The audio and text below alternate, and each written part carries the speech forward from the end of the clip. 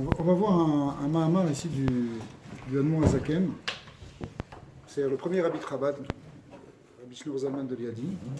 Et il a des discours qui sont profonds, qui sont de base, si vous voulez, en même temps, dans la Chassidoute. C'est vraiment des choses très spirituelles et très fondamentales dans la pensée chassidique. Bon, c'est l'auteur du Tanya, évidemment, on sait, mais il a écrit aussi, ses élèves et son petit-fils a réuni ses écrits ou ses discours pour en faire un certain nombre de livres, des Mahamarim. Et ça, ce qu'on va essayer de faire ce soir, c'est un Mahamar important du fait qu'il présente des concepts de Chassidut de manière claire et qui sont des choses qui vont aider dans beaucoup d'autres choses qu'on peut étudier dans la pensée chassidique. Et aussi, c'est intéressant parce que ça va parler spécifiquement sur Sfirat HaOmer, puisque bon, on est dans la période de Sfirat HaOmer qui est entre Pessah et Shavuot. Donc c'est ce qu'on appelle l'Inyana de Yoma, ça veut dire c'est le sujet du jour. Et on va voir un autre éclairage ici de cette mitzvah qui n'est pas toujours bien compris. On se dit, bon, voilà, après Arvit, il faut compter le Homer, il ne faut surtout pas oublier, il faut faire la bracha, et quel jour on est. Mais en fin de compte, on ne sait pas très bien à quoi ça correspond et qu'est-ce qu'on est en train de faire. Il y a beaucoup d'explications qui ont été données dans les livres de Chassidut, mais ici on va voir quelque chose d'assez fondamental, et en même temps des définitions de choses qui sont aussi de base dans la Kabbalah, comme par exemple la notion de Sphirot. Et on va l'expliquer au niveau aussi de notre Neshama. Donc c'est des concepts de Kabbalah, de Chassidut, mais que le Admor Hazaken va mettre à notre portée et qu'il va amener dans une dimension qu'on appelle de Avoda. Avoda, ça veut dire de travail sur soi, de recherche spirituelle. Alors, il est écrit dans la Torah, Sfartem lachem mimachorat ha-shabbat miyom avichem et omer atenufa sheva shabbatot. C'est le fameux pasouk, le fameux verset où on apprend la mitzvah d'Oraita de compter le Homer. Alors, est-ce que c'est une mitzvah d'Oraita de nos jours? C'est une marloquette, parce que c'est pas forcément encore d'Oraita, parce que on n'amène plus l'offrande du Homer qu'on amenait chaque jour pendant 49 jours. On allait chercher un Homer. Un Homer, ça veut dire c'est une quantité qui fait quelques litres, qui fait à peu près 2 litres, d'orge qu'on allait ramasser dans des champs en bas de Jérusalem. Et puis on les remontait, on les amenait jusqu'au temple. Et arrivé au temple, on les balançait devant l'autel, on en faisait une offrande. Et d'ailleurs, ça donnait toujours lieu à des grandes réjouissances, puisque c'était quelque chose où tout le monde venait, on chantait, on dansait, on allait couper ça, il y avait les Kohanim, c'était quelque chose une fête, c'était une fête de Simpra qu'on faisait ça, on faisait ça tous les jours, tous les soirs, on allait amener tous les jours on allait amener cette offrande du Homer. Ah, c'était quotidien. Oui, c'était quotidien pendant 49 jours. C'était en même temps, bon, si vous voulez symboliquement, c'est en même temps le début des nouvelles récoltes. C'est pour ça d'ailleurs que la nouvelle récolte, on pouvait commencer à la consommer qu'à partir du premier jour du Homer. Quand on avait commencé cette offrande, alors ce qu'on appelait le Chadash, la nouvelle récolte, pouvait être consommée. Vous savez, aujourd'hui, il y a beaucoup de gens qui font attention à ce qu'on appelle Kemar Yashan, de prendre de la farine ancienne. La source, elle est là. C'est-à-dire qu'on ne la prend pas, ceux qui font attention au Yashan, c'est marqué dans le Shulchan Aruch, ils attendent en fait pour consommer la nouvelle récolte, le Chadash, ils attendent le premier jour de Homer. C'est-à-dire qu'en ce moment, il n'y a pas de problème de Yashan, puisqu'on peut prendre du Chadash. Yashan s'opposeront au Chadash. Ce sera seulement après Rosh Hashanah que les dynimes de Yashan vont recommencer, puisque ce qu'on appellera Yashan, ce seront toutes les récoltes qui auront eu lieu avant Rosh Hashanah. Celles qui auront lieu après Rosh Hashanah seront appelées Chadash. Et pour cela, avant de les consommer, pour ceux qui font attention en tout cas, c'est toute une souga al-pi halacha, eh bien, il faudra attendre le premier jour du Homer de l'année prochaine. D'accord. Alors, donc effectivement, déjà dans l'histoire, il y a quelque chose d'important, c'est une mitzvah. On sait aussi, juste pour dire quelques mots, parce que ce n'est pas exactement ce qu'on va voir maintenant, mais on sait que pourquoi c'était une offrande qui était faite en orge, parce que l'orge normalement est un aliment qui est réservé aux animaux. Il y a aussi ceux qui mettent ça dans le tchoulen, mais disons que c'est à peu près vrai. Mais alors, c'est ce qu'on appelle machal behema. Et toute l'idée, justement, de Ma'achal Behema, d'aliment pour l'animal, c'est que, en fait, quand on fait cette offrande, quand on faisait cette offrande, mais nous on l'a fait encore symboliquement par nos prières, eh bien, c'est pour ramener et pour faire remonter en quelque sorte notre âme animale, notre Nefesh Abahami, pour le sanctifier et pour l'élever, le ramener vers sa source. C'est pour ça qu'on amène cette orge et on l'amène jusqu'à Yerushalayim, jusqu'au temple, eh bien, ça représente aussi, nous aussi, on doit changer nos midotes, on doit, au lieu de se comporter vulgairement et comme un animal, on va affiner tout ça pour revenir vers la sainteté. Donc il y a cette idée aussi, bon, ça c'est une idée qui existe dans tous les corbanotes d'ailleurs, parce que les corbanotes, quand ils sont faits avec des offrandes animales, ça représente aussi cette idée que tu amènes l'animal qui est en toi. Mais ici, dans l'orge, et cette idée de compter, de travail sur les midotes, on sait que pendant les 7 semaines, on fait chaque jour, c'est une mida particulière, etc., qu'on travaille, Chesed Shebechesed, Gvura Shebechesed, etc. Eh bien, en fait, on fait cet affinement, ce tikkun des midotes, pour extraire notre nefesh du côté animal et le ramener vers sa source divine. Alors maintenant, ici, le Admon Azaken, il va donner une espèce de bombe, en fait, quelque part, sur ce lien de Séphirat à Omer, parce que il va rentrer dans l'étymologie du mot sphira. Sfartem, ça veut dire compter. Une séphira, c'est un compte. Séphirat à Omer. Ispor, ça veut dire compter. Mais le mot séphira, l'ispor, il a aussi une autre étymologie.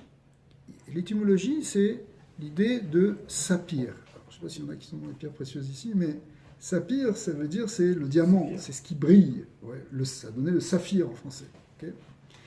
Alors, Ineos Sfartem ou Lachon Beirut, Kemo Even Saphir. Donc, le Sfartem, ça vient aussi de ce langage de briller. Beirut, ça veut dire c'est quelque chose qui brille. Et pendant cette période du Homer, il va falloir qu'on fasse briller quelque chose. On va voir. Et donc, comme le Even Saphir, comme la pierre du saphir ou la pierre du diamant, Vechen Esser Sphirot, les 10 séphirotes. Vous avez déjà entendu parler de ce concept kabbalistique qu'on appelle les 10 sphirotes, qui sont les 10 forces par lesquelles Dieu crée le monde et Dieu dirige le monde. On voit ça avec la Asara Mahamarot, la Asara Dibarot, c'est l'expression des Asara Sphirot. Eh bien, ces 10 sphirotes elles-mêmes, ou la Shon Beirut, une des explications qui est donnée ici, c'est que le mot séphira, les sphirotes, en fait, ça veut dire ce sont des choses qui brillent, qui font en fait rayonner la lumière. Et quelle lumière? La lumière du Or Ensof, la lumière du Ensof Baruch Hu, qui va briller à travers les sphirotes. Vezeu usfartem lachem. Alors maintenant, le verset de usfartem lachem, qui littéralement pourrait se traduire par vous compterez pour vous, ok, c'est comme ça qu'on le traduit, mais usfartem lachem, ça veut dire vous ferez briller, puisqu'on a vu que ça peut dire briller, vous ferez briller pour vous.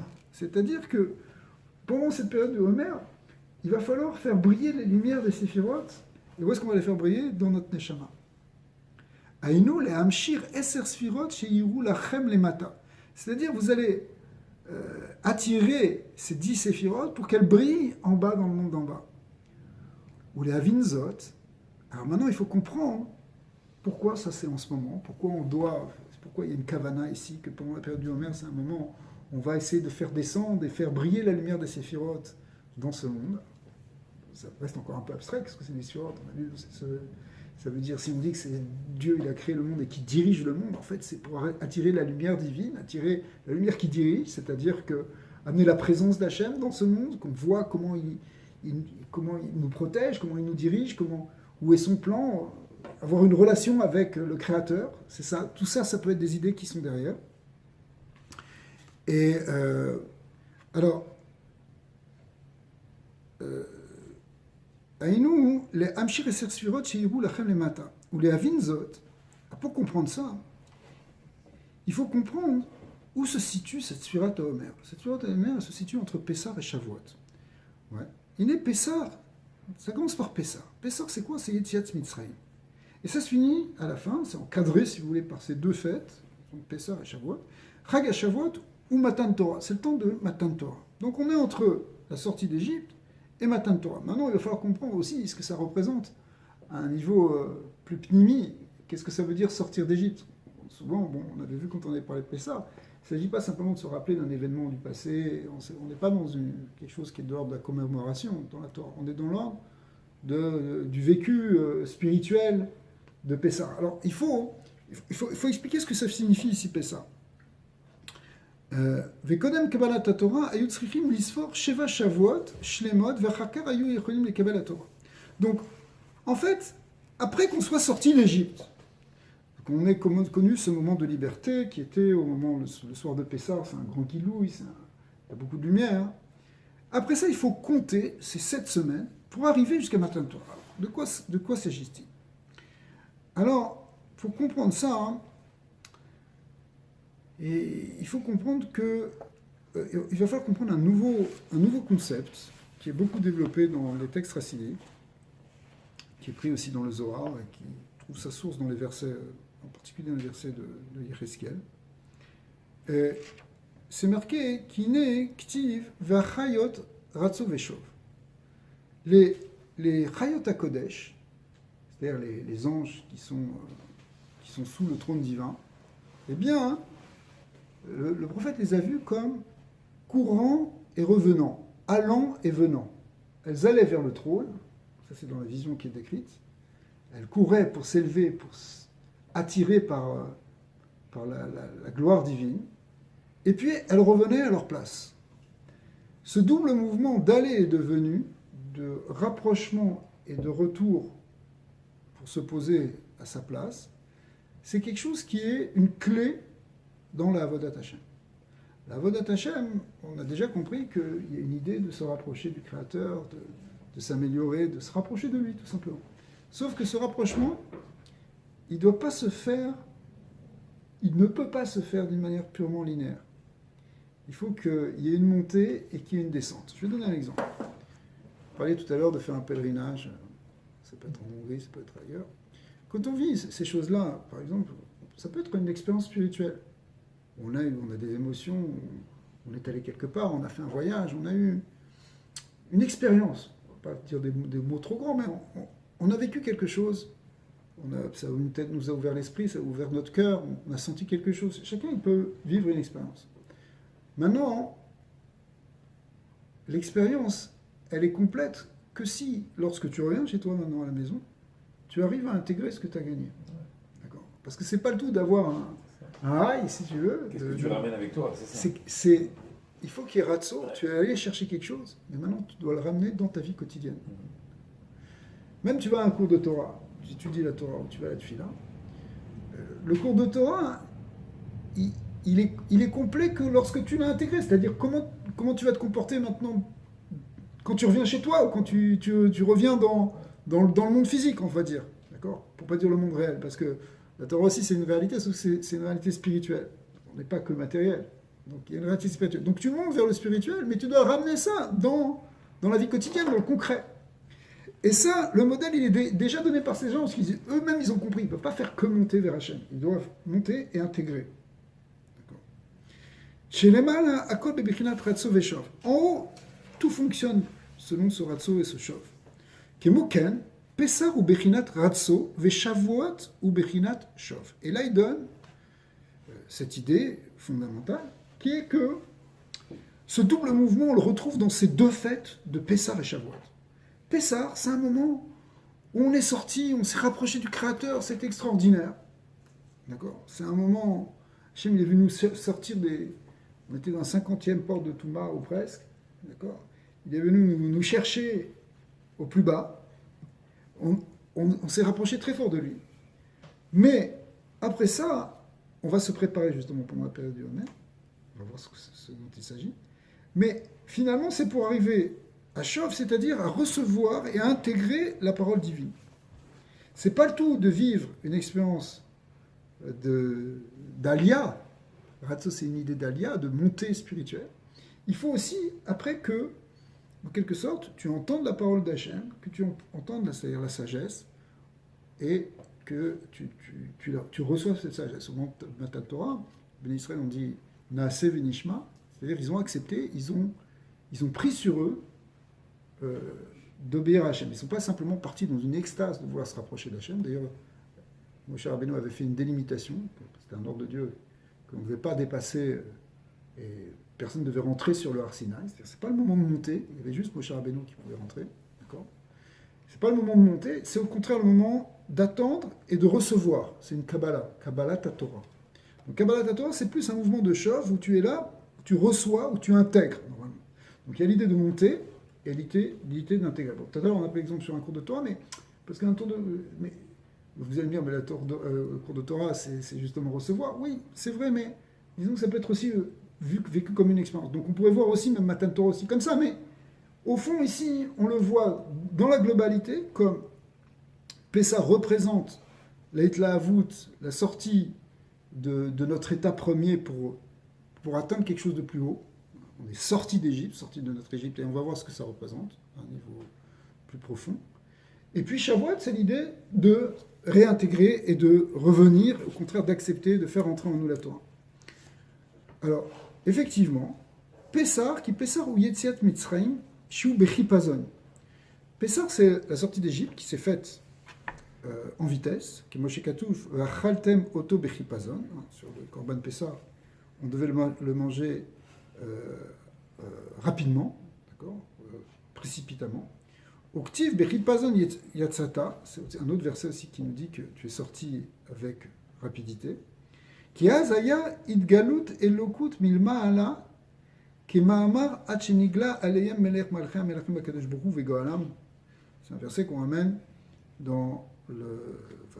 c'est un passage qu'on ramène dans la Haggadah qui dit que finalement, en un coup, Dieu s'est révélé à nous et il nous a sortis immédiatement d'Égypte. C'est-à-dire qu'au moment de Chatzot Laila, il y a eu le Gilui Shrina de Makat Pechorot, et puis après ça, c'est ça ce que représente aussi l'idée que les matzot, c'est un pain qui n'a pas eu le temps de monter. Pourquoi ? Parce qu'il fallait sortir très rapidement. Quand tu fais quelque chose très rapidement, ça veut dire que ce n'est pas le fruit de ton travail, en quelque sorte. C'est parce qu'on est venu te chercher, on t'a fait monter, t'as pris... Il y a quelque chose qui t'a élevé d'un coup. Ouais. Et c'est pourquoi ? Parce qu'il y a eu un guilou du Meler Malcham Echim Akadosh Borou, et c'est ça qui les a délivrés. Bebechinat Ripazon, alors que, ou les Hatid Lavo, ou les Hatid Ktiv, qui lo Bechipazon Tetseu, vous ne sortirez pas avec précipitation. Ou Bemenouse lo Telechun, et vous avancerez pas en pressé. D'accord ? Pourquoi ? Parce que chez l'Oïe Bebechinat Ripazon, il n'y aura pas cette rapidité. Pourquoi ? Parce que les Hatid Lavo, c'est-à-dire au moment du Mashiach, on n'aura pas besoin d'avoir cette alia d'un coup, qu'on sort d'un coup. Pourquoi ? Parce que on a déjà travaillé tout ça pendant la galoute, on est déjà prêt. Mais au moment d'Yetziat Mitzrayim, où les Bnei Israël, ils n'avaient pas encore de Torah, ils étaient encore, ils n'avaient aucune force en quelque sorte, il a fallu qu'Hachem vienne les prendre d'un coup. Alors, Aval Yetziat Mitzrayim, Aya Bechipazon. Et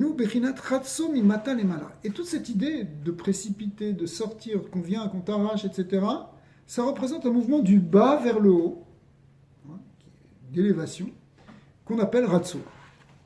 D'accord ? Qu'on appelle Ratso mimatan lemala.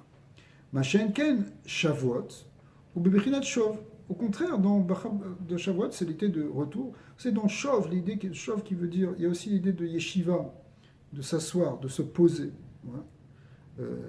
Les Itiashev, Itiashvut, ça veut dire justement, quand tu intègres quelque chose, quand tu te poses, tu poses une idée en toi.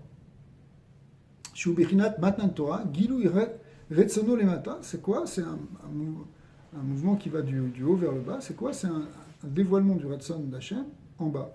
Ukemoshe Katuv, Vayered Hachem Ela. Dieu est descendu sur la montagne. Vous voyez, une idée de descente à l'Ar Sinaï, et ça représente donc une propagation d'une lumière ou d'une connaissance ou d'un dévoilement qui va du haut vers le bas. Donc on a Pessah qui va du bas vers le haut et on a Shavuot qui va du haut vers le bas. Alors ça c'est le mouvement global. On a un petit peu arrêté de parler de Sfirat HaOmer. On va voir qu'effectivement, Sfirat HaOmer, c'est ce qui va rejoindre les deux, c'est ce qui va permettre de passer de l'un à l'autre, on y reviendra. Donc, on a cette idée que, ce qu'on a retenu déjà de cette partie, c'est que le mot Sfartem Lachem, ça veut dire qu'on doit faire briller en soi, en quelque sorte, la lumière de Séphirot, et on est entre le passage d'une élévation vers quelque chose qui, au contraire, va redescendre pour se poser. Veinektiv, leman tiskor etiam, etc., meret mitzraim kolime chayira. Il y a un verset qui nous dit, c'est une mitzvah de Horaïta, de se souvenir de la sortie d'Égypte, kolime chayira. Alors, là-bas, il y a la fameuse dracha qu'on ramène, la Mishnah, mais qui est ramenée dans la Gada. On dit c'est Leilot, Baolam Hazé, Baolam Haba. Mais il y a aussi une manière très simple de le comprendre, c'est qu'il y a une mitzvah de se souvenir tous les jours. Kolime chayira, c'est vraiment tous les jours, on doit. C'est la base de ce verset, c'est on doit se le rappeler. Et comment on fait? On fait Kriyat Shema. Dans le Kriyat Shema, on mentionne la sortie d'Égypte, dans le parashat Tzitzit, sauf que là, on va voir que l'idée même du Shema Israël lui-même, il permet de faire ce rappel de la sortie d'Égypte. Et plus profondément, on n'est pas seulement de rappeler cette sortie d'Égypte, mais de vivre spirituellement ce que représente la sortie d'Égypte. D'accord. Alors c'est ce qu'il va expliquer maintenant. Ukema Amar Chazal, Bechol Dor Vador, etc. C'est-à-dire quoi? Dans chaque génération, on a tous une mitzvah. C'est pas quelque chose qui est passé, où les anciens ils sont sortis d'Égypte. Non. Nous, on doit sortir d'Égypte tous les jours, en quelque sorte. C'est Tsari Liyot Bechol Yom Bechinat Yetziat Mitzrayim. Chaque jour, toute l'année, chaque jour, on doit goûter quelque chose de notre sortie d'Égypte. C'est-à-dire qu'on doit être libéré. Ouais. Mais libéré de quoi? De quoi? Kazak. Et comment? Et libéré de quoi et comment? Alors il va nous donner ici une explication spirituelle.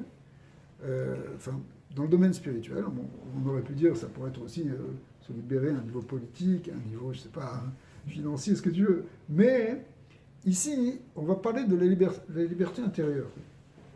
Et cette liberté intérieure, on sait que l'idée de Mitzrayim, c'est lié avec l'idée de Metzarim, c'est-à-dire les obstacles, les limites, les choses étroites. Et finalement, se libérer intérieurement, c'est se libérer de cette étroitesse et de ces limites. Alors, il va nous donner une clé pour arriver à trouver cette liberté intérieure, c'est de faire comme il faut la mitzvah de Shema Israël. Pourquoi? Parce que quand on fait Shema Israël, on proclame l'unité d'Hachem, l'unité absolue. C'est lui qui est derrière tout, qui fait tout, qui est tout. C'est la Metziut Amitit, d'accord, la véritable existence. Et si on en prend conscience, en fin de compte, il n'y a plus de limites. Parce que les limites, c'est simplement... il n'y a plus d'étroitesse, il n'y a plus de limites, puisque Hachem, il peut tout faire. Et s'il est tout, et s'il est dans tout, et s'il peut tout, et s'il est derrière tout, on n'a plus de raison d'être limité. À la limite, ce sont nos croyances qui nous limitent. C'est notre conscience qui nous limite. Parce qu'on a une vision étroite, parce qu'on a des peurs, parce qu'on n'y croit pas, parce qu'on donne trop d'importance à des choses qui sont peut-être secondaires ou qui sont simplement une manifestation extérieure de quelque chose, mais on ne voit pas ce qu'il y a derrière l'écran, qui est justement cette volonté d'Hachem. Et lorsqu'on fait schéma, nous on fait schéma parce que on a l'habitude le matin de faire la prière, ou bien si on est un peu plus consciencieux parce qu'on se rend Yotse de la mitzvah, etc. Mais en réalité, ça va plus loin que ça. Il y a l'idée, quand on fait schéma, d'intégrer et de visualiser, de percevoir intérieurement cette idée que Hachem il est partout, qu'il est dans tout. Et quand tu connectes avec ce concept, et que tu le vis en quelque sorte, à ce moment-là, tu es libéré. C'est une vraie libération. Ouais. Ta neshama, elle n'a plus d'obstacles, elle est plus limitée par justement les contraintes de la vie matérielle. C'est pas pour autant que les contraintes ne vont pas disparaître, mais tu les vois autrement. Elles sont fondamentalement, elles ne te limitent pas. Une fois, on avait raconté cette histoire, mais quand le rabbi Rayatz, l'avant-dernier rabbi de Lubavitch, il s'est retrouvé en prison soviétique, évidemment, pour des motifs qui étaient complètement faux, puisqu'on l'accusait d'être anti-révolutionnaire, alors que c'était les fameuses accusations des communistes à l'époque. En fait, il faisait simplement que son travail de rabbin de diffuser la Torah et d'enseigner la Torah, mais ça n'était pas apprécié par tout le monde. Donc il s'est retrouvé dans une situation, il s'est retrouvé enfermé du jour au lendemain dans la pire prison de Pétersbourg. Enfin, c'était quelque chose d'effrayant au sens propre du terme. C'était une prison vraiment... une des pires prisons qu'il y a jamais eu dans tous les temps, où on assassinait... toutes les nuits, on assassinait des gens, avec des grands cris, etc. C'était des conditions où on faisait tout pour apeurer les prisonniers. Vous savez, les techniques communistes, je parle ici... il était en prison en 1927, c'est-à-dire en plein dans les pires purges staliniennes. C'était vraiment la période la plus affreuse, quoi. Et donc, on faisait tout pour effrayer les gens. C'est vraiment des conditions, tout le décor, tous les soldats, les chambres, les bruits, les cris, pour casser psychologiquement. En général, les gens ne tenaient pas 24 heures ou 48 heures et ils se retrouvaient complètement effondrés. Et après, ils pouvaient signer n'importe quoi, du moment qu'on les laissait tranquilles. Ouais. Et donc, ils signaient qu'ils avaient fait telle chose et qu'ils regrettaient. Et à cause de ça, ils partaient 10 ans au Gulag où ils étaient tout simplement assassinés. C'est comme ça. Parce qu'ils aimaient bien la paperasse, les Russes. Donc, ils voulaient que les gens signent qu'ils reconnaissaient leurs fautes et après, on les tuait. Donc, ils avaient bonne conscience. Mais en réalité, les gens étaient prêts à signer n'importe quoi tellement on les effrayait. Mais le rabbi précédent, quand il est rentré dans cette prison, et attention, la menace était réelle, puisqu'au départ, il avait même condamné à la peine capitale. Après, il y a eu des miracles, finalement, il a été libéré. Et donc là, il y avait une peur qui était réelle, c'était pas semblant, c'était pas du bluff. Mais il a décidé que quand il est rentré dans cette prison, tout ce qu'il voit autour de lui, ça n'a aucune réalité, ça n'a aucune force, il n'y a rien que le Créateur, rien que Dieu, c'est lui qui décide tout. Eux, ils n'ont aucun libre arbitre, ils font rien du tout, et c'est rien qu'Hachem, et lui, il pense qu'à Hachem. Et malgré donc, les conditions très difficiles dans lesquelles il était, y compris même les mauvais traitements physiques qu'il a subis, d'accord, et il est resté fort dans ses convictions. Il n'a jamais accepté quoi que ce soit de ce qu'on lui a dit. Et il vivait cette conscience que En Od Milevado, qu'il n'y a rien d'autre que Hachem. De ce point de vue-là, bon, c'était l'arbitre précédent, évidemment, c'était un très très grand homme. De ce point de vue-là, lui, il était libre. Il était dans l'endroit de l'enfermement le plus grand. On ne peut pas imaginer plus étroit. Un confinement aussi dur et aussi stressant et aussi oppressant. Mais comme il ne l'a pas accepté et qu'il s'attachait, qu'il était, si vous voulez, dans le schéma Israël en permanence, finalement, quelque part, il était libre. C'est pour ça que, même quand ils lui ont dit à la fin, le paradoxe, c'est qu'à la fin, quand ils sont venus lui dire qu'il allait être libéré, enfin pas tout de suite libéré, mais d'abord, il devait avoir une peine en exil. Donc, quand on venait annoncer une nouvelle à un prisonnier, il fallait se lever par respect pour le policier, etc. Mais lui, il a refusé de se lever. Il a dit non, je ne vous suis pas. Vous n'avez pas d'ordre à me donner. Alors, ils se sont énervés, ils l'ont frappé, etc. Mais en fait, on était en train de lui dire qu'il voulait venir, mais il leur accordait aucun crédit. Jusqu'à ce que finalement, eux-mêmes, ils se sont soumis. Eux-mêmes, ils l'ont respecté, parce qu'il était quand même très respectable. Voilà. Alors ça, c'est très fort. Ça veut dire que bon, nous, on n'est pas dans les conditions du rabbi précédent. On est on vit, Baruch Hashem, dans un moment de liberté qu'il faut apprécier, qu'il faut, au contraire, utiliser, justement, parce qu'on est complètement libre pour faire, ou presque, pour faire beaucoup de mitzvot et beaucoup de bonnes choses. Comme dit le Rambam dans Ilchot Melachim, il dit que Mashiach, qu'est-ce qui va se passer quand il y aura Mashiach? Au moins, on aura le Pna, c'est-à-dire on aura la liberté de pouvoir servir Hachem et d'étudier la Torah facilement et tranquillement. Donc on a déjà plus ou moins cette liberté. Évidemment, la Géoula, elle n'est pas complète, on attend encore quelques étapes là, dans la Géoula. Mais on se rapproche, mais quand on a déjà une certaine liberté, on doit l'apprécier. Mais maintenant, il y a une idée de liberté intérieure, de liberté où on est justement plus attaché à toutes ces limites qui sont données par le monde, qui sont données par notre Yetzirah, qui sont données par tout ça. Parce que aussi, il y a notre ennemi intérieur, il y a notre étroitesse intérieure qui est notre Yetzirah. Et au moment où... Il y a les peurs et les angoisses. Il y a les peurs et les angoisses. C'est le monde d'aujourd'hui. Là, les peurs et les angoisses. Les gens, ils sont... Trazak. Les gens sont stressés. Alors, est-ce qu'on est vraiment libre? Est-ce qu'on est capable de... Exactement. Tout ce qui t'arrête dans ta vie, c'est la peur. Est-ce que c'est le rabbi C'est Alors, la vie. c'est le rabbi Rayatz qui a fait l'histoire avec le pistolet? Ouais. Ouais. Tu vas te prendre un plus que la mécanique et les cendres. Exactement. On l'a menacé d'une arme, il ne s'est pas démonté. Ça, c'était... Mais c'est intéressant ce mot de peur et d'angoisse, parce que le mot qui s'oppose, si tu veux, à peur et à angoisse, quel serait le mot dans la Torah qui s'opposerait à ça? Mouna.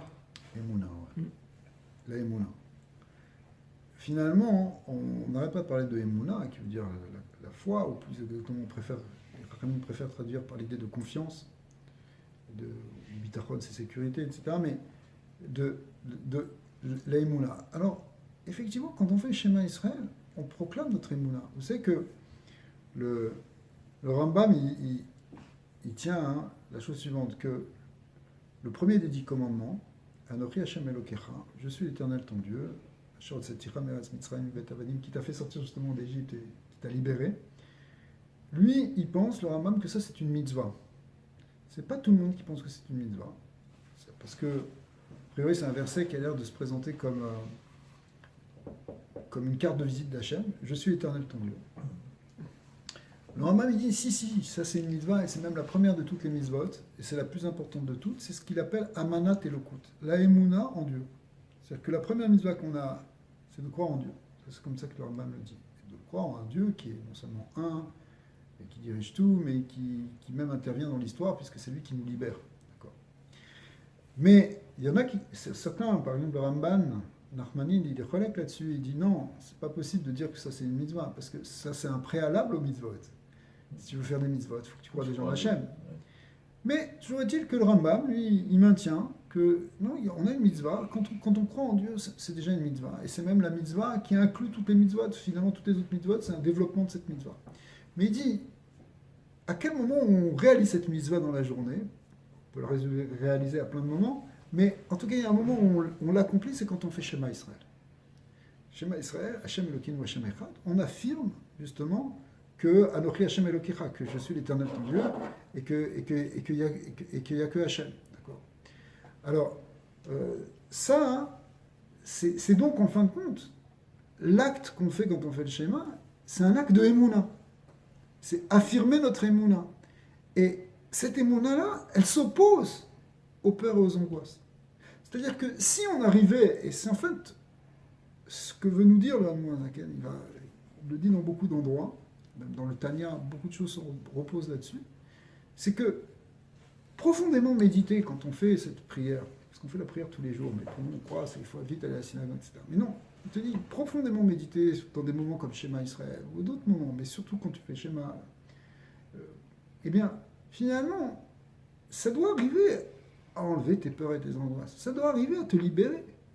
Tu ne dois plus voir ta journée de la même manière si tu as vraiment pris conscience qu'il y a Hachem dans ces mondes. Après, il va falloir, quand tu vas être confronté, si tu veux, au Nisayon du quotidien, à l'expérience du quotidien, voilà, il faut gagner sa vie, etc. Donc, c'est là qu'on va voir. Mais si toi, tu as pris des forces le matin, c'est pour ça qu'il faut faire la prière avant d'aller travailler. Si tu as pris des forces, si cette prière elle a été profonde, avec une méditation, normalement, tu ne dois pas voir les choses de la même manière. Parce que tu viens avec un esprit qui est déjà ouvert, qui est déjà justement libre. Donc un homme qui a la Emouna, il n'a jamais peur. En vrai, oui. En vrai, c'est ça. Les vrais ma'aminim. Le vrai. Vraiment. Comme un des mortels, c'est ça. Alors comment pourtant, on y croit, on est à la synagogue, on y croit, mais chacun d'entre nous est confronté à toutes sortes de choses dans la vie, ouais. Et des fois c'est des vraies peurs. Pendant le Holocauste, ils sont vraiment arrivés avec des flingues pour les... Donc à un moment donné, il y a des peurs qui sont là réelles, ou quelqu'un qui se fait courir après un animal sauvage, ou je sais pas, ou les peurs de la vie, le business. C'est sûr, si tu veux, il y a des niveaux dans tout ça. Parce que ce qu'a vécu, l'exemple qu'on a donné là du rabbi précédent, c'était quasiment comme la Shoah. Voilà, exactement. C'était les soviétiques, pas les nazis, mais vraiment, si tu vois, dans ces carnets, comment ils décrivent les choses, comment ils assassinaient les gens dans cette prison, c'est effrayant.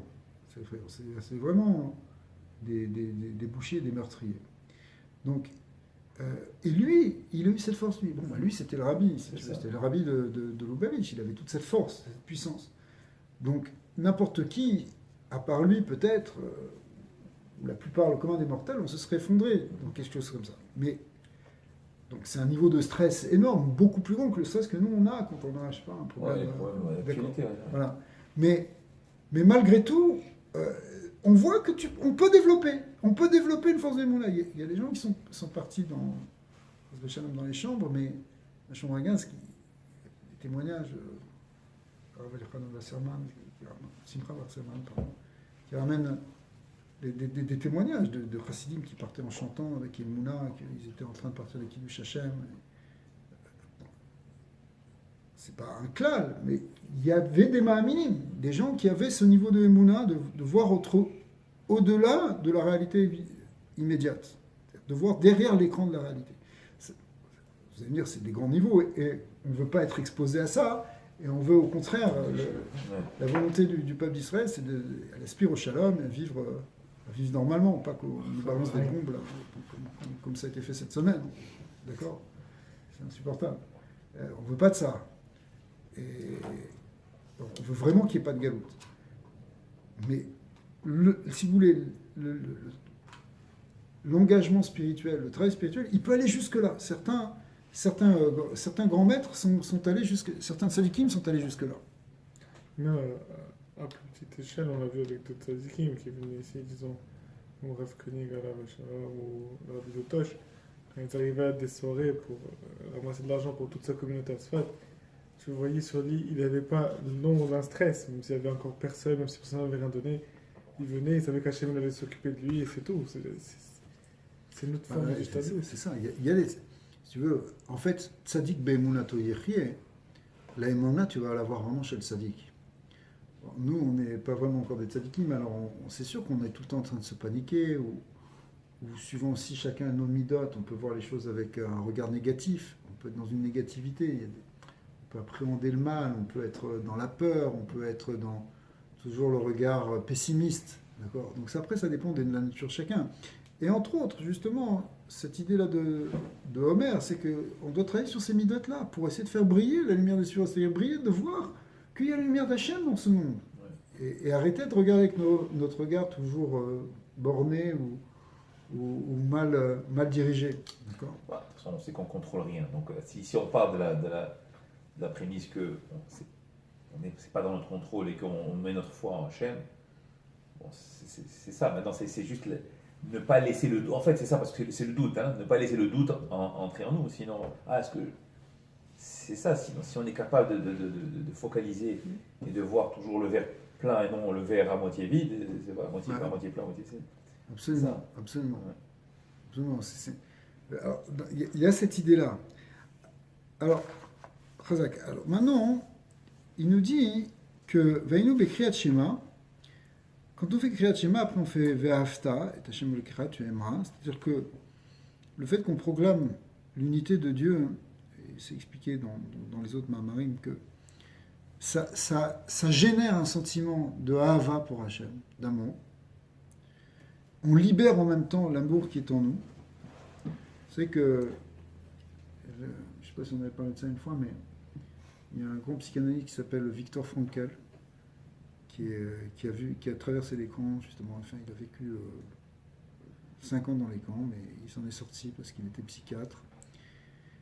Et après ça, il a développé toute une psychanalyse qui a donné lieu à ce qu'on appelle la logothérapie, et qui est une méthode qui est utilisée par certains psychanalystes.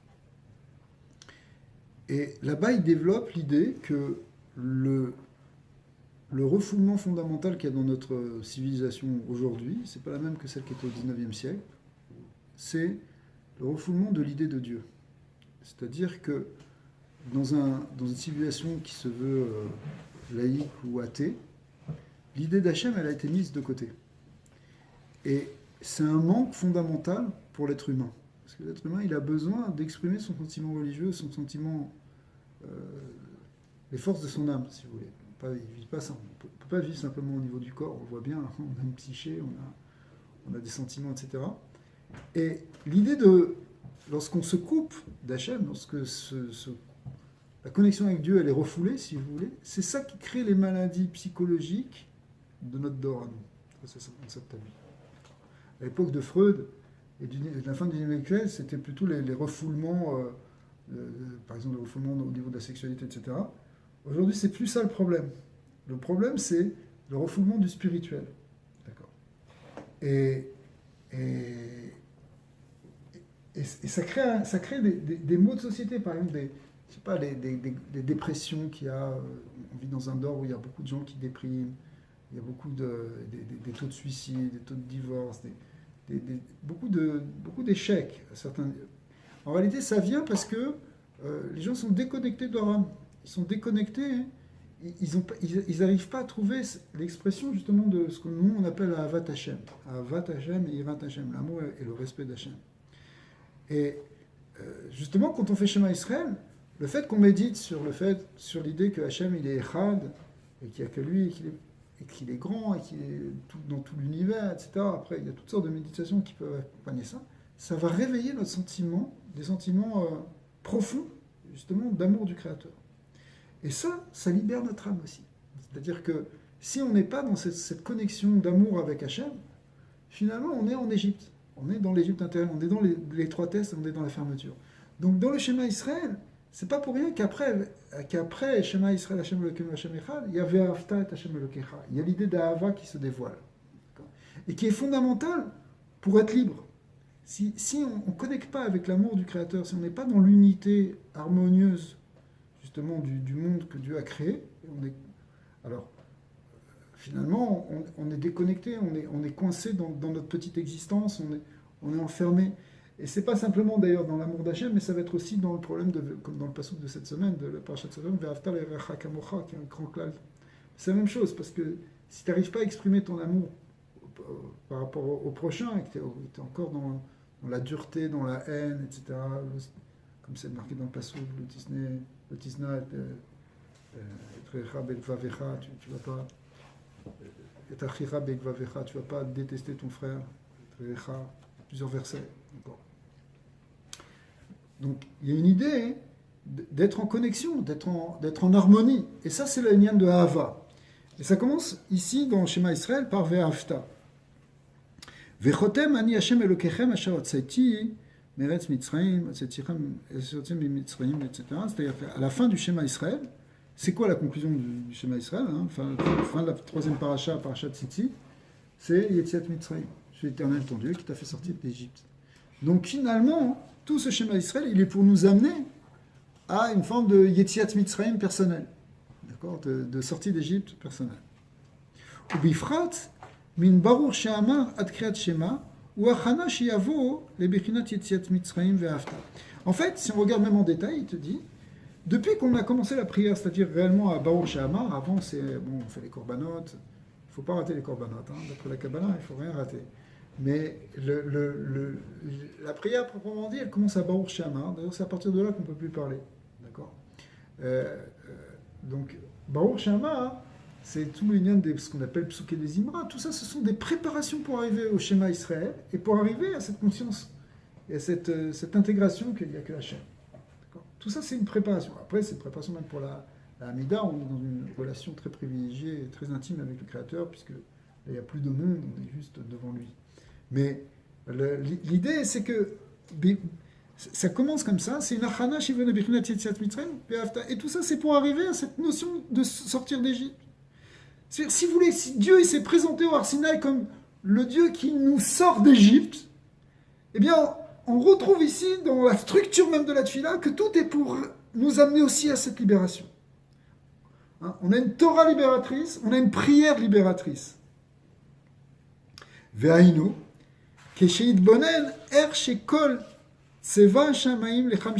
par exemple, quand on fait les psuké des Imra ou après dans le Yotzer, on se rend compte à quel point toutes les légions célestes, elles se prosternent devant Hachem. Tout ça, alors vous allez me dire, c'est un peu mystique, tout ça, les légions célestes, les anges. Tu pourrais aussi avoir une méditation, je ne sais pas, sur la grandeur de l'univers ou sur les merveilles de l'astronomie. On en parle comme ça dans la Tefila pour comprendre que tout ça, c'est toutes ces étoiles, tous ces anges, toutes ces créatures, toutes ces merveilles, elles s'annulent devant Hachem. Et ça nous donne un petit peu une idée de qu'est-ce que est la grandeur de Dieu. D'accord ? Alors, Veofanim, Vechayot HaKodesh, Berach Gadol, tous ces versets-là qui décrivent les différentes castes d'anges qui frémissent et devant Hachem. Vechayot, Zaot, Michel, Kiseh, d'autres versets qui nous disent que les Chayot HaKodesh, elles tremblent, littéralement, elles transpirent de la force du Kiseh. Nosot, Menosot, Imakissé, elles sont portées, etc. Donc tout ça sont des méditations sur ces mondes angéliques. Elef alafim, verivo, revavan, yesham shuna, vekulam em bebrinat bitul tami. Mais toute l'idée, vous savez, même Shabbat aussi, la prière, on développe tout ça dans le Yotzer, encore plus. Mais ça, on le lit, mais on a tellement l'habitude de lire que on prend plus conscience de ce qui est marqué dedans. C'est juste un petit chant qu'on se répète, etc. Et là, il faut baisser le ton, il faut monter le ton. Mais en fait, on perd le sens de ce qu'on est en train de dire. Mais si on rentre un petit peu dans ces paroles, on s'aperçoit à quel point elles expriment l'idée que toutes les créatures, toute la création, qu'elle soit céleste ou terrestre, elles s'annulent devant la volonté divine, devant la grandeur divine. C'est une lien de Bitul Tamid.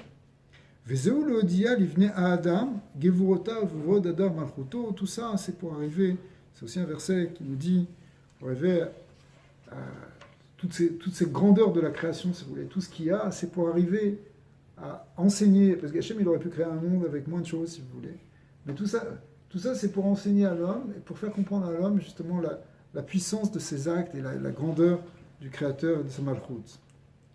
Shiu Bechinat, Adar Malchuto, chez Kulam Betelim Legabe Mamash, ça veut dire, c'est l'idée de Malchut, c'est-à-dire que la puissance divine, c'est elle qui règne dans l'univers, et que Venimchar la M à Bitul, Aliede chez Masigim qui Malchutra Malchut Kololamim, et finalement, quand on arrive à comprendre que Malchutra Malchut Kololamim, c'est-à-dire que la royauté divine, elle est vraiment dans tous les niveaux, et même quand on est Kol Olamin, c'est-à-dire même dans les côtés impurs de la création, c'est même là, c'est Hachem qui règne. En vérité, il dirige absolument tout. Même s'il laisse croire qu'on a une indépendance, qu'on peut aller contre lui, en réalité, c'est lui qui donne les limites quand il faut. Eh bien, lorsqu'on est massig ça, lorsqu'on perçoit ça, eh bien, ça amène un sentiment de bitoul et d'annulation vis-à-vis d'Hachem. Du coup, on va annuler aussi... on va annuler tout ça, toutes nos peurs et tout ce dont on parlait avant. Pirouche Malchutra, Shechayot Kol Haolamot, Eno Elam Ibichinat Malchutra. Et alors, dans la Chassidut, on explique que ça veut dire quoi? Que la Malchut, elle règne dans tous les mondes. C'est que la vitalité, ce qui vivifie tous les êtres et tous les mondes, en fait, c'est cette force qu'on appelle la Malchut d'Hachem, la royauté divine, qui en fait, dans les sphirotes, ça correspond à la dernière séphira, qui vient et qui est la substance vitale qui fait vivre tous les mondes. C'est la volonté d'Hachem, si vous voulez, qui s'exprime sous forme d'une lumière, Aerat Shemo Bilvad, qui est la lumière, un rayonnement qui vient de son nom. Lokemo She'aneshama Mechayet Aguf, She'atzmiyut Chayut Aneshama Melubash Betor Aguf Mamash. Et souvent on compare, quand on dit que Dieu c'est lui qui fait vivre les mondes, et qui donne la vitalité à tous les mondes, on a tendance à le comparer à une âme qui donne la vitalité au corps. On sait que, la vision qu'on a, c'est que c'est la Neshama qui est Mechayet Aguf, qui donne la vie au corps. Effectivement, quand une Neshama quitte ce corps, le corps après il reste inerte. Alors, on compare souvent Dieu comme celui qui fait vivre le monde, Chay Olamim ou Chay Olamim, d'accord, selon les versions, c'est en fait celui qui est le vivant des mondes, ou celui qui donne la vitalité au monde. Donc on le compare à une âme dans un corps, comme si le corps était, lui, l'âme du monde, on connaît cette expression, mais le Noirzaken insiste souvent dans les Mahamarines pour dire que c'est pas exactement comme ça, parce que c'est plus que ça. Pourquoi? Parce que l'âme, c'est vrai qu'elle fait vivre le corps, aval ma'uto ve'atzmuto ram mitnase ve'choule ve'en shum davar malbisho klal. Mais en fait, l'essence de Dieu, elle est bien au-delà même de cette vitalité qu'il est en train de donner dans le monde. Il s'identifie pas à ça. C'est pas Dieu. Tu peux pas le limiter à être le fait qu'il est l'âme du monde. Il est bien plus que ça. Simplement, il y a comme un rayonnement presque inférieur de lui-même, ce qu'on appelle le rayonnement de son nom. Le nom voulant dire sa malroute, c'est un peu le concept ici.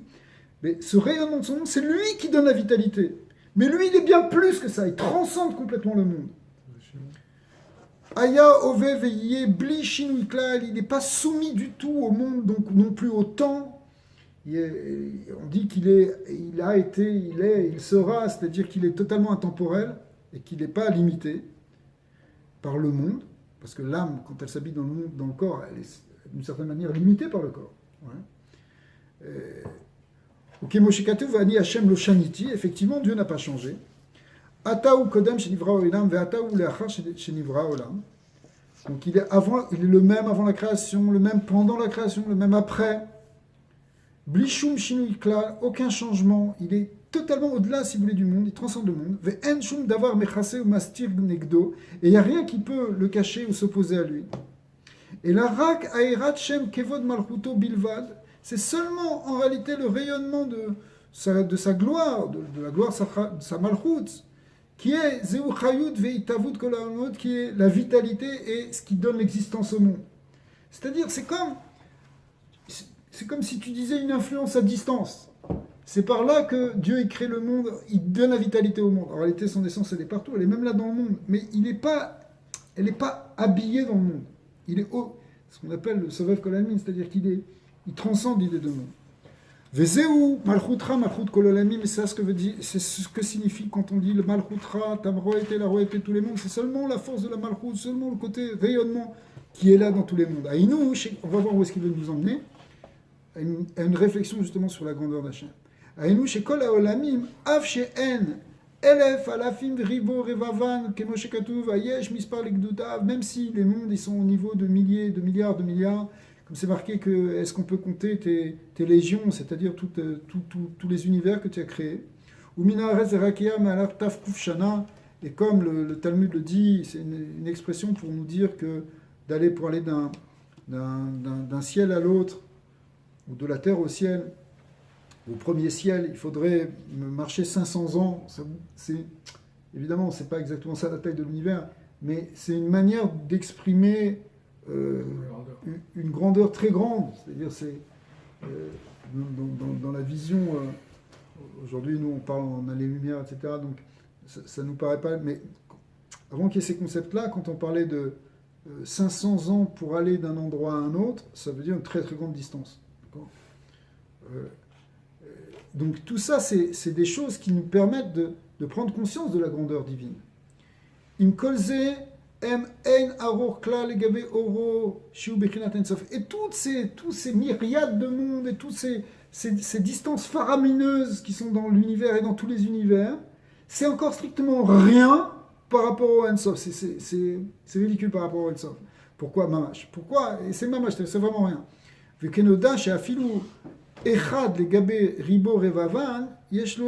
C'est effectivement, si tu compares par exemple 1 ou 2 par rapport à 10 milliards, ou 10 puissance 10 même, ce que tu veux, ou 10 puissance 100, peu importe, à un nombre énorme, ça peut se comparer. Tu peux encore comparer. Hein. Par exemple, si tu dis, ici il y a un verre, mais l'usine elle a produit, cette année elle a produit 2 milliards de verres. Ok, il y a un verre, si j'en avais 2 milliards, voilà, il pourrait rentrer peut-être pas dans cette pièce, mais ça peut se comparer. Mais par rapport à l'infini, ça ne peut pas se comparer. C'est-à-dire que même le plus grand nombre par rapport à l'infini, il n'est encore rien, il n'est pas plus que 1 ou 2. D'accord ? Parce qu'il est de l'ordre du fini. Et donc, tant qu'on est dans l'ordre du fini, même si c'est un fini qui nous paraît immense et gigantesque et absolu, et que la tête de l'univers c'est 10 puissance 50 années-lumière, ce que tu veux, ok ? Mais malgré tout, c'est encore rien par rapport à Hachem. Aval ribo evavan legabé bli gvul bebechinat en sof mamash en orukla, c'est encore rien du tout. Validé chez Masigim et kol ana. Et lorsqu'on on perçoit tout ça, lorsqu'on commence à prendre conscience de tout ça, et tout ça c'est compris dans le schéma Israël, si vous voulez, je veux dire, ça va prendre une demi-heure pour faire le schéma, mais bon, pourquoi pas, mais ça veut dire, il faut avoir le temps, mais lorsqu'on est massique ça, lorsqu'on arrive à intégrer, à comprendre ça, à l'Élysée, bitul tamid, ça amène une forme de bitul, d'annulation complète. Alors on va faire encore un petit peu et après on fera une pause. Valider bonenut kolanan. Beomek adat. Et lorsqu'on va méditer sur cela en profondeur, omek adat, ça veut dire on va mettre son esprit profondément. Ça ne peut pas être la voix, si vous voulez, la voix du Admon Azaken, c'est une voix qui demande, qui appelle un investissement profond. C'est-à-dire, tu veux avancer dans le spirituel, vas-y, rentre, médite, rentre en profondeur sur ces concepts. Azaim imela yavo le bichinat ratso bekriat shema liot ve'afta et Hashem elokecha bechol levevcha. Alors là, tu vas vivre en fait ce moment d'élévation qui va libérer cette force d'amour qui est en toi, comme on a dit tout à l'heure, jusqu'à un point que ça va être bechol levavcha, frol nafshecha, frol meodecha, avec tout ton cœur, toute ton âme, tous tes moyens. Et ça, ce mouvement de ratso, ce mouvement d'élévation, de sortie, eh bien, c'est à ce moment-là que tu sors d'Égypte chaque jour. Bon. Et c'est quoi la tzet min à Metzarim, à Gvulim, chez Kulam, Gvul. Donc tu sors de toutes les oppressions, les étroitesses, les limites, qui sont toutes de l'ordre de la limite. Kemo, Ma'alar, Tafkuf, Shana, En, Begashmiut, En, Bechakniut, ou Bebrinat Metza. Même quand on avait parlé de 500 ans de distance sur un etc., c'est encore une limite, c'est encore un Gvul. Amechassim, Mastirim, Liot, Nire, les yesh, et ça apparaît comme une réalité, vedavar bifnei atzmo, quelque chose en tant que tel. Et on sort de ça, et on arrive à un point que rak et dovka bo, shiu blikvul bebrinat ensof mamash. Et on s'attache à autre chose, qui est le ensof. Vezeu nikra yetziat mitzrayim. Lorsque ton âme, elle rejoint en quelque sorte le ensof, elle dépasse tous ces écrans, même les écrans les plus grands, eh bien, ça s'appelle une yetziat mitzrayim. La tzet mina metzarim ve'agvulim kenal, c'est ce qui permet de faire sortir des metzarim et des gvulim. Vezeu, chez begalut mitzrayim neemar beparo lo yadati et Hashem. Effectivement, quand les Moshe et Aaron sont venus voir Paro pour lui dire laisse partir les bénis Israël, il a dit moi je connais pas Hashem, lo yadati et Hashem, je connais pas. Vous parlez de Yudke Bavke, du tétragramme, du nom d'Hashem, ineffable. Il a dit moi je connais pas ce nom, je connais pas Hashem. Pourquoi? Parce que chez Shem Havaya, chez Aya Ovevi Iye, parce que justement, le Shem Yudke Vavke, il représente l'éternité, celui qui est, qui a été, qui est au-delà du temps, au-delà de l'espace. Blishinui, qui est sans changement, qui est l'éternel, si vous voulez. Lo Yadati, ça il ne connaît pas Paro. Rak Shem Elohim, il connaît que le nom Elohim, qui représente l'aspect de Dieu tel qu'il est dans la nature. Amechase ou Mastir Liot, Yesh Vedavar Bifnei Atzmo Vedavka, qui lui, c'est l'aspect divin qui apparaît dans la création. Mais qui est dans les limites du Teva. Vous savez que Elohim, c'est Gematria Teva. Ok. Vezeu lo yadati et Hashem, shadat Hashem bebechinat galut. Vezeu shechotem bekriat shema ani Hashem Elokechem. Donc à la fin du Kriyat Shema, on termine avec cette signature de Hashem qui dit Hashem Elokechem. Votre Dieu derrière Elohim, c'est Hashem. Asher Tzati. Mais Shao Tzati est très Meretz Mitzrayim, Ani Hashem Dafka. Et c'est Dafka Ani Hashem. Ouais. Ok, alors, on va peut-être arrêter là pour ce soir. Si Dieu veut, on essaiera de finir la semaine prochaine ce cours. On reviendra sur Atomer. Mais donc, ce qu'on voit ici, c'est que on a vu l'idée de Pessah, de ce que signifiait un niveau spirituel sorti d'Égypte. Ça, c'est un point qui revient très souvent dans les enseignements de la Chassidut, en particulier Chassidut Rabban, et c'est comme c'est expliqué aussi dans le Sefer Tanya, dans Zitma Amarim, et c'est vraiment la base, si vous voulez, de la Avodat Hashem, hein, la Avodat Zotfila. Après, on va parler, dans les paragraphes qui suivent, on va parler un peu plus aussi des Tfilotes, même de la Mida. Donc on va voir jusqu'où on va aller. Mais c'était ma question en fait. Est-ce qu'on peut sortir d'Égypte et être libéré Tout simplement en faisant l'Amida, ou en faisant Ego des doutes, ou en pensant, en méditant à Hachem. Voilà, ça, Est-ce qu'on peut arriver au même résultat qu'en faisant le schéma? ouais, alors c'est vrai, théoriquement, oui, tu pourrais, mais c'est intéressant de voir que Shema, c'est une mitzvah de Horaïta. C'est-à-dire que Hachem, il nous a demandé cette mitzvah. À la limite, donc c'est même plus important que tout le reste, que toute la Hamida, tout ça. Puisque la Hamida, c'est. Bon, on a une mitzvah de prier, mais le fait de faire la Hamida, c'est un takana de Chachamim. Bon, alors, le cœur, si vous voulez, quelque part, de ce qui va permettre cette sortie d'Égypte, c'est justement c'est d'arriver vraiment à comprendre que Hachem est Echad, et qu'il est au-delà de tous les mondes, et que, après, il y a Kavana dans le Har qui représente les les 7 cieux et la terre, le Dalet, les Arba Kanfotaret. Il y a plusieurs méditations qu'on peut avoir qui sont données à Kavanot. Et après, on va arriver dans la Hamida. La Hamida, en fait, pour arriver vraiment à la Hamida, il faut déjà que tu sois libéré de tout ça. Parce que tu parles devant le roi, mais il faut que tu aies déjà lâché toutes ces limites, finalement. Si tu penses que le monde il a encore une existence face à Dieu, tu ne peux pas être panim bépanim avec Hachem. Tu vois? Donc tout ça, c'est effectivement, on peut le voir, et on le voit aussi, comme le fait que le schéma, ça devient une achana, hein, une préparation pour la Hamida. Parce que la Hamida, on arrive dans le monde le plus élevé de Hatzilut, où il n'y a plus de monde, il n'y a plus que Hachem. C'est le monde divin. Et après, on redescend. Mais ici, le cœur d'arriver à sortir d'Égypte, c'est d'arriver, tu as raison, on peut le faire aussi dans les Dbo des doutes, on peut le faire dans les Dbonenout. En fait, un des conseils que donne Morazagan, c'est de méditer à ça tous les jours avant de prier. Alors, méditer, c'est difficile des fois de méditer, il faut méditer en étudiant, parce que méditer dans le vide, c'est pas toujours facile. Donc le schéma, c'est le cœur. canal. C'est le canal. C'est le canal. C'est le canal. Parce que je peux dire Hachem est tout, Hachem est un, et sans avoir à dire le schéma, je peux avoir le même, mais si je serais peut-être pas structuré, C'est-à-dire le que schéma me permet d'arriver à ça. si tu regardes bien tous les mots du schéma Israël, Hachem, Elokeinu, Hachem, Echad, tout ça, c'est vraiment le signe que, enfin, dans ce verset, il y a vraiment tout. Et même les Kavanot. Ouais. En faisant le schéma. Ouais. Le Echad.